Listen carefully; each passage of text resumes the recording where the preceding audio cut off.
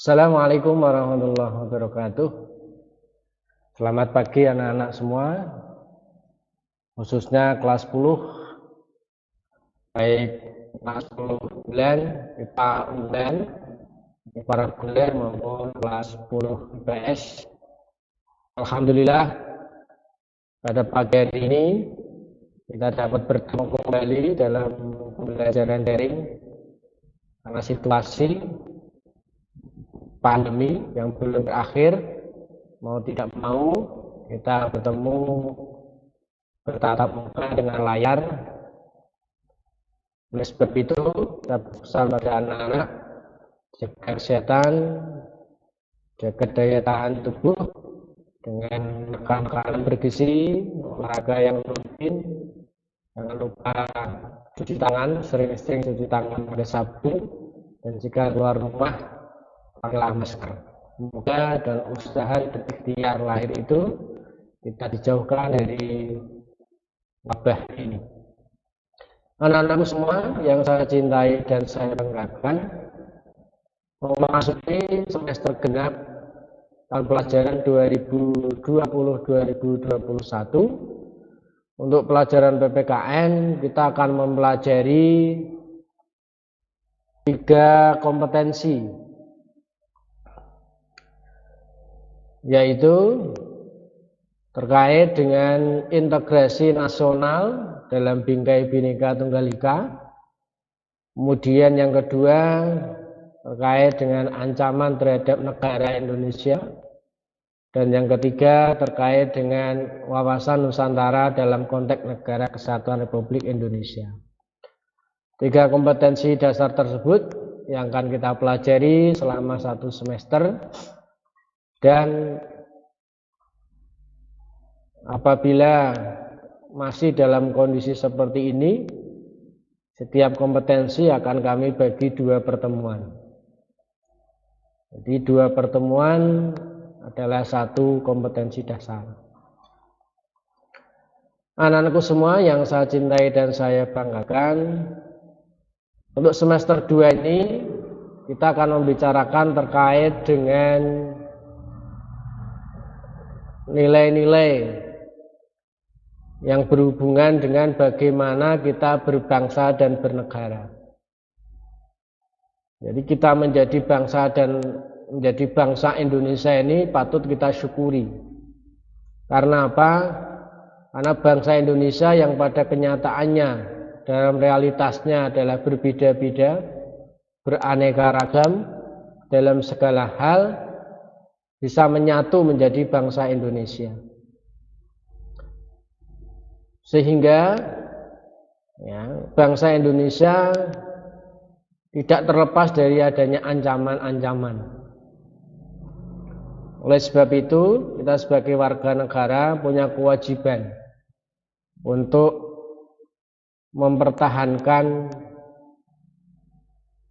keberadaan bangsa Indonesia ini dengan cara kita memiliki wawasan Nusantara yang benar terkait dengan Negara Kesatuan Republik Indonesia. Itu gambaran singkat terkait dengan kompetensi dasar yang kita pelajari di semester genap ini. Untuk kompetensi dasar yang pertama adalah integrasi nasional dalam Bingkai Bhinneka Tunggal Ika. Di dalam layar anak-anak bisa lihat bangsa Indonesia ini sangat beragam. Adalah suatu keniscayaan, suatu fakta, suatu realitas yang tidak bisa dielakkan, tidak bisa dipungkiri bahwa bangsa Indonesia ini memang beragam. Adapun tujuan dari pembelajaran pada pagi ini, saya berharap kepada anak-anak melalui proses pembelajaran ini anak-anak dapat memahami, kemudian menjelaskan kembali, kemudian menerapkan dalam kehidupan sehari-hari terkait dengan integrasi nasional.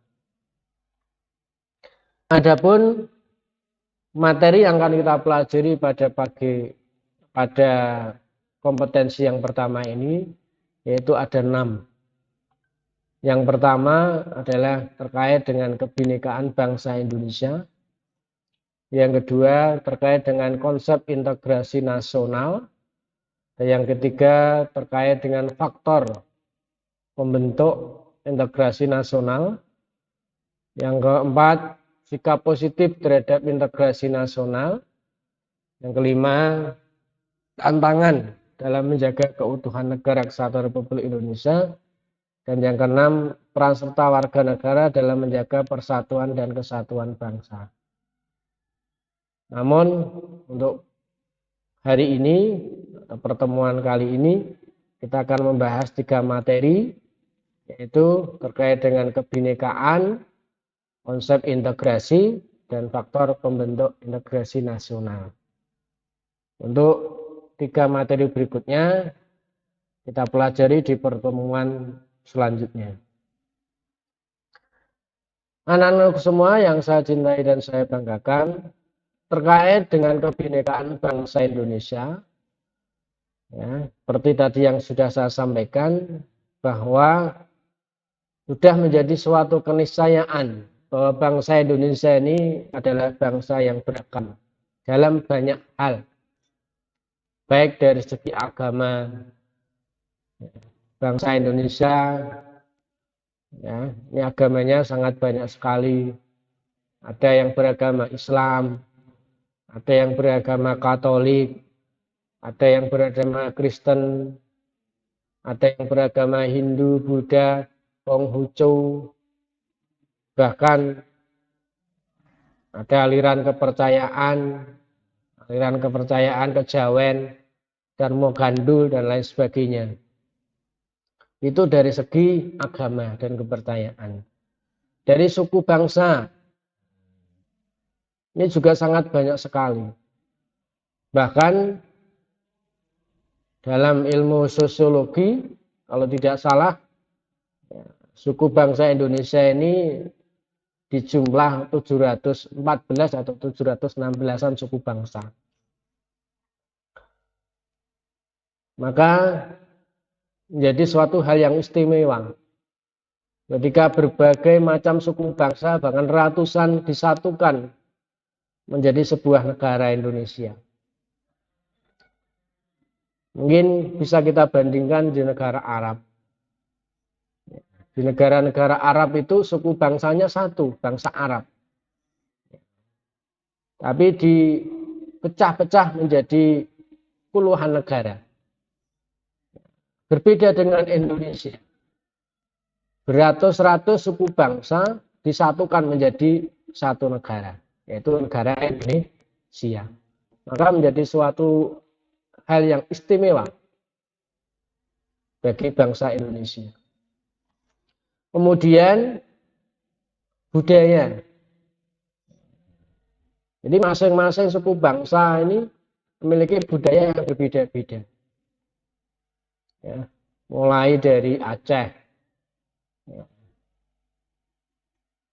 budaya Melayunya, kemudian Jawa, budaya Jawanya, sampai nanti Bali, sampai nanti Papua.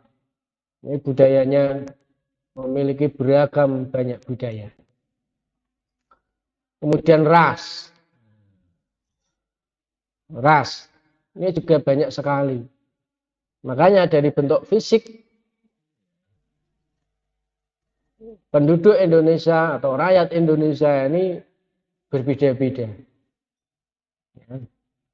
Dari segi rambut contohnya, rakyat Indonesia ada yang rambutnya lurus, panjang, ya. Ada yang rambutnya berombak, bergelombang, ada yang rambutnya keriting. Ya, itu dari fisik rambut, belum lagi warna kulit. Ada yang kulitnya hitam, ada yang kulitnya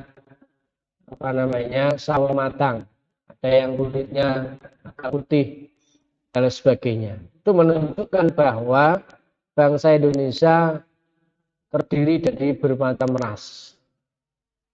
Kemudian adat istiadat ini juga sangat berbeda-beda.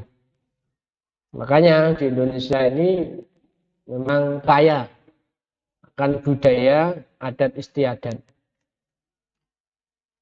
Karena memang agamanya juga beragam, sukunya juga beragam, rasnya juga beragam. Sehingga bisa membentuk budaya dan adat istiadat yang berbeda-beda dan lain sebagainya. Itu merupakan bukti bahwa bangsa Indonesia ini adalah beragam. Kemudian dengan kondisi yang seperti itu, ya, kondisi yang beragam seperti itu, untuk menjadi suatu negara dibutuhkan alat pemersatu.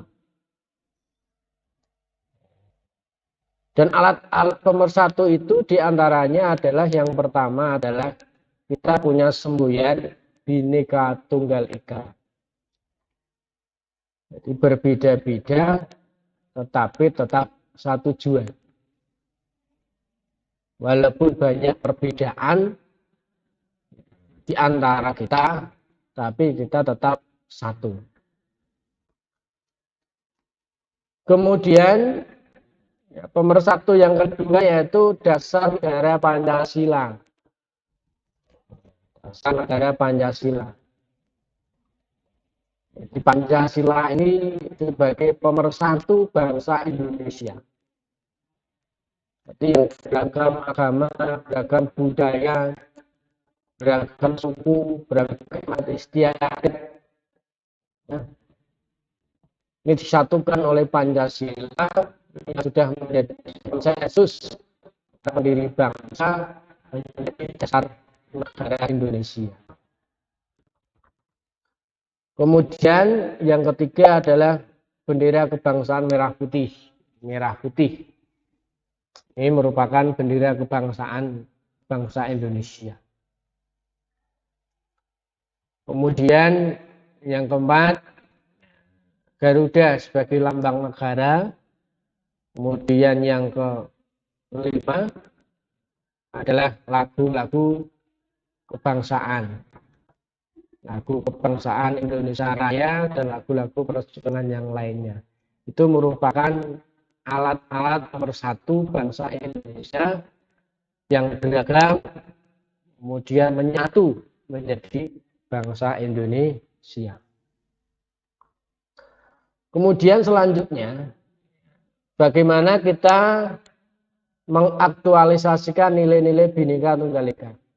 Seperti tadi yang sudah saya sampaikan bahwa bangsa Indonesia memiliki semboyan Bhinneka Tunggal Ika. Nah, bagaimana penerapannya, aktualisasinya? Yang pertama yang harus dilakukan adalah kita sebagai warga negara Indonesia harus memahami bahwa bangsa Indonesia adalah bangsa yang beragam. Jadi bangsa Indonesia ini didirikan di atas keberagaman. Harus kita pahami, semuanya harus memahami. Seluruh warga negara, seluruh bangsa harus memahami itu. Ketika sudah bisa memahami bahwa bangsa Indonesia adalah bangsa yang beragam, maka diharapkan bisa menumbuhkan rasa saling menghormati dan toleransi. Dipahami dulu bahwa bangsa Indonesia adalah bangsa yang beragam, tidak bisa dielakkan, menjadi suatu keniscayaan. Setelah itu ditumbuhkan rasa saling menghormati dan toleransi antara satu dengan yang lainnya.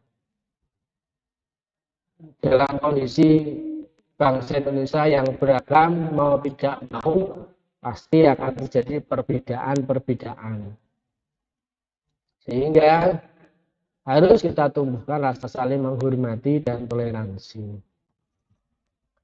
Kemudian selain itu pula, sebagai aktualisasi nilai Bhinneka Tunggal Ika, kita harus selalu memupuk rasa cinta tanah air. Jadi kita harus memiliki perasaan cinta terhadap bangsa Indonesia. Bahkan ada sebuah semboyan di kalangan kita, warga Nahdlatul Ulama, karena kita berada di bawah naungan Ma'arif, hubbul waton minal iman. Cinta tanah air adalah bagian dari iman. Oleh sebab itu, ya, rasa cinta terhadap tanah air ini harus kita pupuk terus. Jadi perbedaan-perbedaan yang ada, kita cari titik temu. Jangan malah justru perbedaan-perbedaan itu dikembangkan. Tidak dicari titik temu. Sampai timbul perselisihan.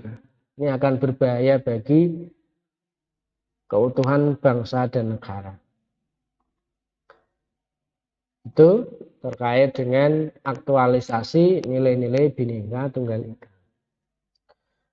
Kemudian yang kedua yang kita pelajari pada pagi ini yaitu terkait dengan konsep integrasi nasional. Integrasi nasional itu pengertiannya seperti apa? Di dalam Kamus Besar Bahasa Indonesia, kata integrasi ini diartikan pembauran hingga menjadi suatu kesatuan yang utuh dan bulat. Jadi pembauran dari hal-hal yang macam-macam menjadi suatu kesatuan yang utuh dan bulat. Adapun kata nasional ini bersifat kebangsaan, memiliki arti bersifat kebangsaan atau berkenaan atau berasal dari bangsa sendiri atau meliputi suatu bangsa. Dari pengertian bahasa tersebut, maka Safruddin Bahar mendefinisikan bahwa integrasi nasional adalah upaya untuk menyatukan seluruh unsur suatu bangsa dengan pemerintah dan wilayahnya. Jadi unsur bangsa itu ya tadi masyarakat yang beragam, ya, terdiri dari suku yang beragam, budaya yang beragam, adat istiadat yang beragam, berusaha untuk disatukan ya dengan pemerintah dan wilayahnya. Wilayah Indonesia juga luas, dari Sabang sampai Merauke. Ya. Jadi berjajar pulau-pulau, ya, ribuan pulau. Ini harus kita satukan. Ya. Jadi menurut Safruddin Bahar, bahwa integrasi nasional adalah upaya untuk menyatukan seluruh unsur suatu bangsa dengan pemerintah dan wilayahnya. Kemudian terkait dengan konsep integrasi nasional ini bisa dipahami bahwa integrasi nasional itu adalah kesatuan suatu bangsa. Jadi bangsa yang bersatu. Atau kalau dibalik, kesatuan suatu bangsa. Itu konsep integrasi nasional. Dan untuk mewujudkan integrasi nasional, ini membutuhkan syarat-syarat. Ya. Menurut William F. Cockburn, ya, dalam Mariyati dan Suryawati, dalam bukunya yang terbitkan tahun 2014, bahwa integrasi bisa terwujud dengan 3 syarat. Syarat yang pertama, bahwa anggota masyarakat merasa berhasil saling mengisi kebutuhan, sehingga setiap anggota masyarakat saling menjaga keterikatan. Jadi merasa satu dengan yang lainnya ini saling melengkapi, saling membutuhkan antara satu dengan yang lainnya. Kalau tanpa lainnya tidak lengkap. Ya. Kemudian yang kedua, masyarakat berhasil menciptakan kesepakatan bersama mengenai norma dan nilai sosial yang dilestarikan jadikan pedoman. Di Pancasila ya, merupakan hasil konsensus atau kesepakatan bersama yang menjadi landasan dan dasar dalam kehidupan berbangsa dan bernegara. Kemudian norma dan nilai sosial itu berlaku lama, tidak mudah berubah, dijalankan secara konsisten oleh seluruh anggota masyarakat. Jadi Pancasila sebagai dasar negara, undang-undang sebagai konstitusi negara, ini tidak mudah dirubah dan berlaku lama dan secara konsisten dijalankan oleh seluruh anggota masyarakat yang ada. Itu syarat dari terwujudnya integrasi nasional. Kemudian bukti konkret dari adanya integrasi bangsa Indonesia. Jadi kita tidak bisa pungkiri bahwa bangsa Indonesia ini memang terintegrasi berdasarkan kesepakatan-kesepakatan konsensus yang ada yang dilakukan oleh seluruh bangsa Indonesia. Bukti konkretnya adalah adanya Sumpah Pemuda kelas 1. Ini merupakan tonggak awal dari adanya integrasi bangsa Indonesia, yaitu Sumpah Pemuda yang diikrarkan oleh para pemuda Indonesia pada tanggal 28 Oktober tahun 1928. Dalam Sumpah Pemuda itu, pemuda Indonesia menyepakati membuat konsensus ya, mengenai tumpah darah satu, yaitu tanah Indonesia. Berbangsa satu, bangsa Indonesia, dan berbahasa satu, bahasa Indonesia. 3 hal ini disepakati oleh pemuda Indonesia yang dikenal dengan istilah Sumpah Pemuda. Ini bukti konkret adanya integrasi bangsa Indonesia. Kemudian yang selanjutnya, yang ketiga yang kita pelajari pada pertemuan ini adalah faktor pembentuk integrasi nasional. Berbicara dengan faktor pembentuk, berarti nanti kita akan pelajari faktor pendorong dan faktor penghambat. Faktor pendorong integrasi ini antara lain, yang pertama faktor sejarah senasib seperjuangan. Jadi bangsa Indonesia ini sama-sama punya nasib dan perjalanan yang sama, yaitu pernah dijajah oleh penjajah Belanda. Kemudian rasa ingin bersatu, ini juga faktor yang mendorong. Kemudian yang ketiga, rasa cinta tanah air. Jadi hubbul waton minal iman, semboyan yang dimiliki oleh Nahdlatul Ulama, warga Nahdliyin, hubbul waton minal iman. Kemudian yang keempat, rela berkorban untuk kepentingan bangsa. Makanya di dalam perjuangan mendirikan bangsa ini, para pahlawan rela berkorban, nyawa, harta, segalanya untuk mendirikan bangsa dan negara Indonesia. Kemudian faktor pendorong lainnya yang kelima adalah konsensus nasional dalam perwujudan proklamasi kemerdekaan, Pancasila, Undang-Undang Dasar Negara Republik Indonesia, bendera merah putih, lagu kebangsaan, bahasa kesatuan bangsa Indonesia. Ini yang menjadi pendorong integrasi nasional. Faktor pendorong integrasi diantaranya sejarah senasib seperjuangan, keinginan untuk bersatu, rasa cinta tanah air, rela berkorban, dan adanya konsensus nasional. Ini faktor yang mendorong integrasi. Kemudian faktor yang bisa menghambat, yang pertama keberagaman bangsa Indonesia. Jadi karena bangsa Indonesia ini sangat beragam, mau tidak mau harus kita sikapi dengan bijak. Ketika kita tidak bisa mensikapi dengan bijak, maka menjadi suatu ancaman disintegrasi bangsa. Karena memang bangsa Indonesia adalah beragam. Mau tidak mau perbedaan itu kita sikapi secara bijak.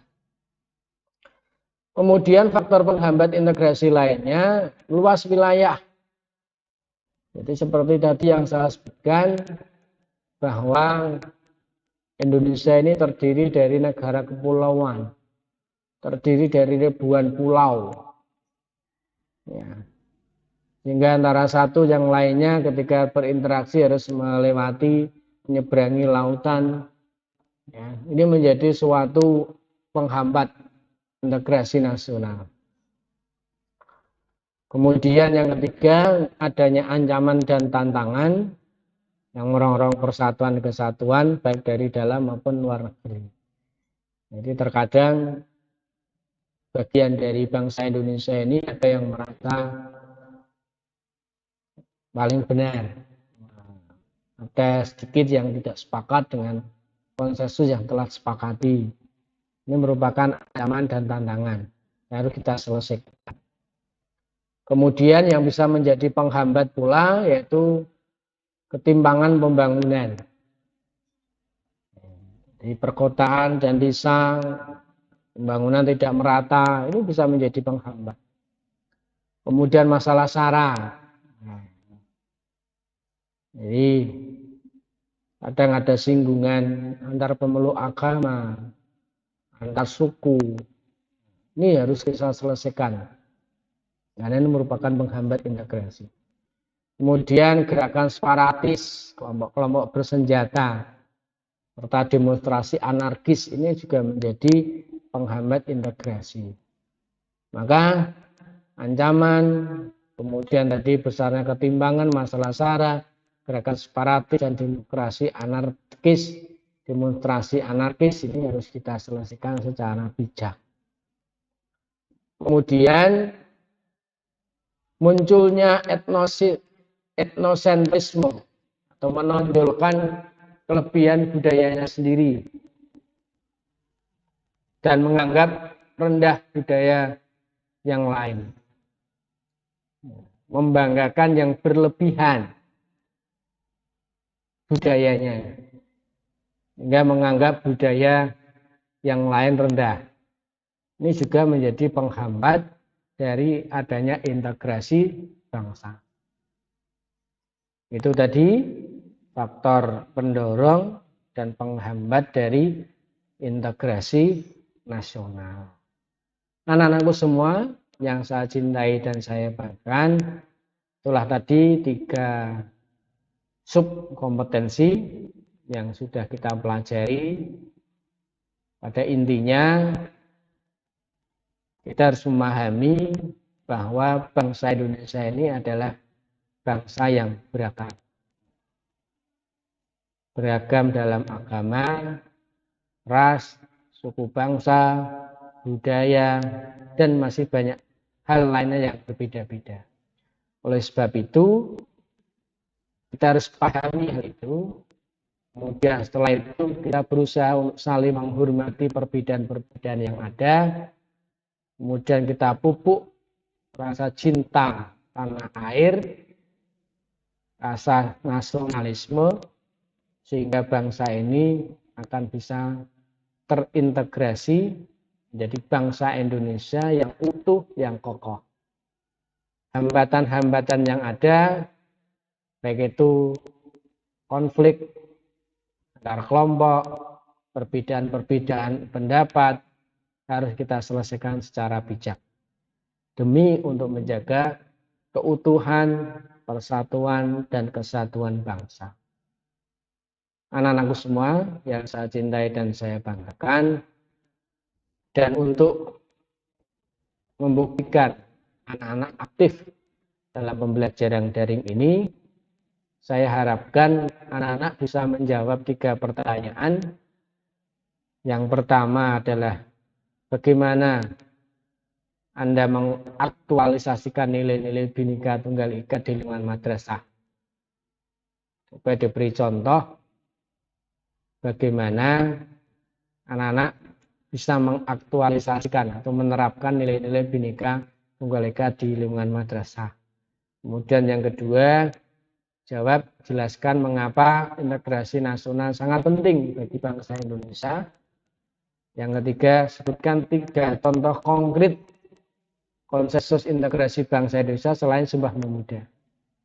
Silakan dijawab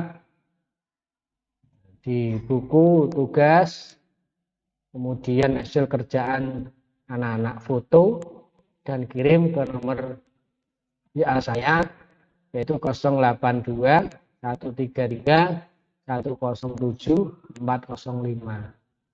Dikirim paling lambat jam 6 sore.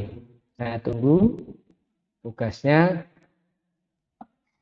dan terima kasih telah mengikuti proses pembelajaran walaupun melalui tatap muka layar pada pagi hari ini.